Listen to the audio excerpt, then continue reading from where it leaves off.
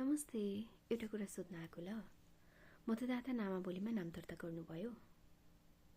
अझै पनि गर्नु भएको छैन, तपाईँको छुटेको छ, गर्न बाँकी छ भने चाहिँ अब भोलि एक दिनको मात्रै समय बाँकी छ। निर्वाचन आयोगले सुरुमा 2 महिना समय दिएर असोज र कार्तिक, अनि त्यसमा पनि अझै नसमेटिएका मान्छेहरूलाई, छुटेका मान्छेहरूलाई भनेर 5 दिनको समय थपेको थियो। त्यो चाहिँ भोलि मङ्सिरको 5 गते सकिँदैछ। तपाईको अझै पनि बाँकी छ दर्ता गर्न, भ्याउनु भएको छैन, छुटेको छ भने चाहिँ भोलि एकछिन समय निकालेर जसरी पनि आफ्नो नाम दर्ता गर्नुहोला।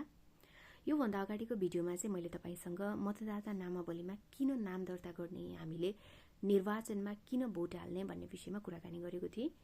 आउने दिनहरूमा चाहिँ म हामीले यसपटकको निर्वाचनमा अर्थात् प्रतिनिधि सभाको निर्वाचनमा कस्ता प्रतिनिधि छान्ने भन्ने विषयमा कुराकानी गर्नेछु। त्योभन्दा अगाडि तपाईले आफ्नो नाम चाहिँ दर्ता गरिहाल्नुहोस्, आफूलाई भोटरको रूपमा कन्फर्म गरिहाल्नुहोस् है त। Thank you.